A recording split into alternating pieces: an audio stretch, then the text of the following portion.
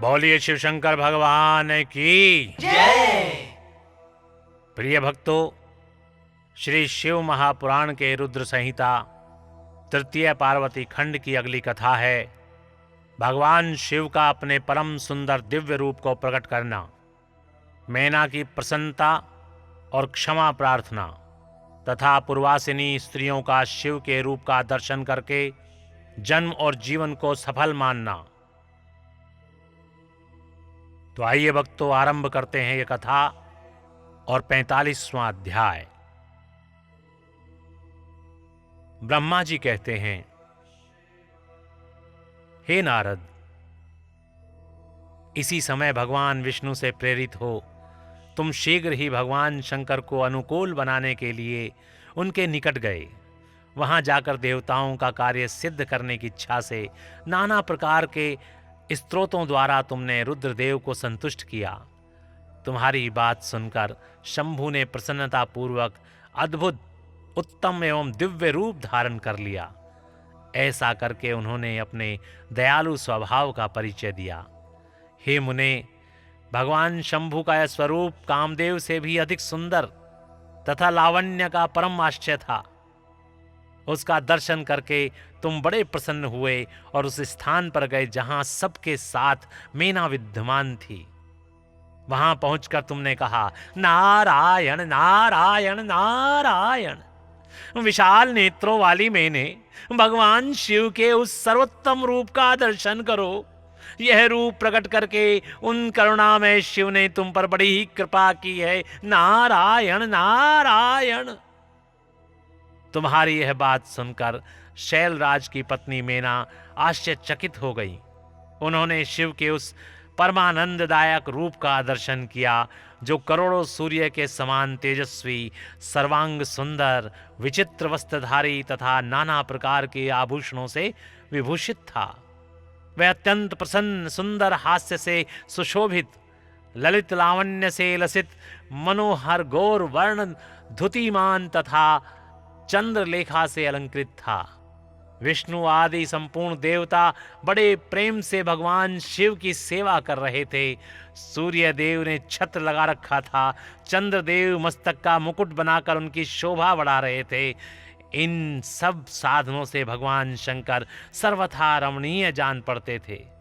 उनका वाहन भी अनेक प्रकार से आभूषणों से सुशोभित था। उनकी महाशोभा का वर्णन नहीं हो सकता था। गंगा और यमुना भगवान शिव को सुंदर चंवर ढुला रही थीं और 8 सिद्धियां उनके आगे नाच रही थीं।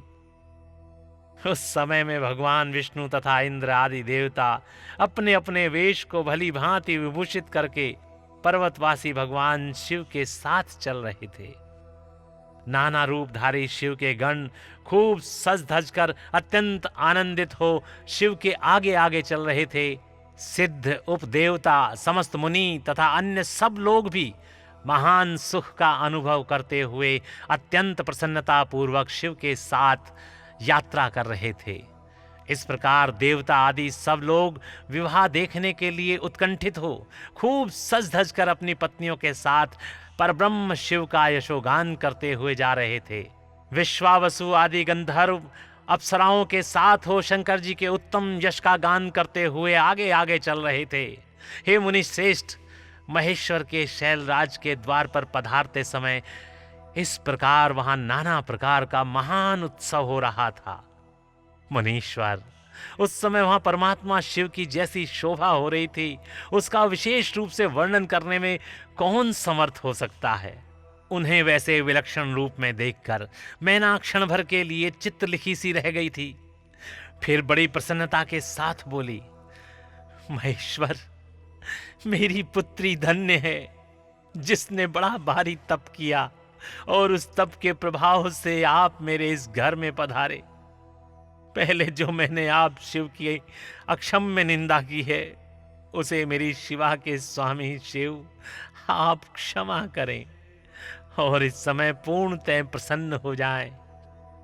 ब्रह्मा जी कहते हैं, हे नारद, इस प्रकार बात करके चंद्रमौली शिव की स्तुति करती हुई शैलप्रिया मैना ने उन्हें हाथ जोड़ प्रणाम किया।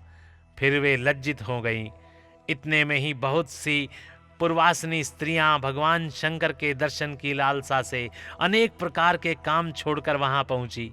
जो जैसे थी वैसे ही अस्त व्यस्त रूप में दौड़ आई। भगवान शंकर का वह मनोहर रूप देखकर वे सब मोहित सी हो गई। शिव के दर्शन से हर्ष को प्राप्त हो प्रेम पूर्ण हृदय वाली वे नारियां महेश्वर की उस मूर्ति को अपने मनोमंदिर में बिठाकर इस प्रकार बोली। पूर्वासिनियों ने कहा, अहो अहो भाग्य, हिमवान के नगर में निवास करने वाले लोगों के नेत्र आज सफल हो गए। जिस जिस व्यक्ति ने इस दिव्य रूप का दर्शन किया है, निश्चय ही उसका जन्म सार्थक हो गया है। उसी का जन्म सफल है और उसी की सारी क्रियाएं सफल हैं। जिसने संपूर्ण पापों का नाश करने वाले साक्षात शिव का दर्शन किया है। पार्वती ने शिव के लिए जो तप किया है, उसके द्वारा उन्होंने अपना सारा मनोरथ सिद्ध कर लिया। शिव को पति के रूप में पाकर वे शिवा धन्य और कृतकृत्य हो गईं। यदि विधाता शिवा और शिव की इस युगल जोड़ी को सानंद एक दूसरे से मिला न देते तो उनका सारा परिश्रम निष्फल हो जाता। इस उत्तम जोड़ी को मिलाकर ब्रह्मा जी ने बहुत अच्छा कार्य किया है। इससे सबके सभी कार्य सार्थक हो गए हैं। तपस्या के बिना मनुष्यों के लिए शंभु का दर्शन दुर्लभ है। भगवान शंकर के दर्शन मात्र से ही सब लोग कृतार्थ हो गए। जो जो सर्वेश्वर गिरजापति शंकर का दर्शन करते हैं वे सारे पुरुष श्रेष्ठ हैं और हम सारी स्त्रियां भी धन्य हैं, धन्य हैं। ब्रह्मा जी कहते हैं, हे नारद, ऐसी बात कहकर उन स्त्रियों ने चंदन और अक्षत से शिव का पूजन किया और बड़े आदर से उनके ऊपर खीलों की वर्षा की। वे सब स्त्रियां मैना के साथ उत्सुक होकर खड़ी रहीं और मैना तथा गिरिराज के भूरी भाग्य की सराहना करती रही। हे मुने, स्त्रियों के मुख से वैसी शुभ बातें सुनकर विष्णु आदि सब देवताओं के साथ भगवान शिव को बड़ा हर्ष हुआ। बोलिए शिव शंकर भगवान की जय।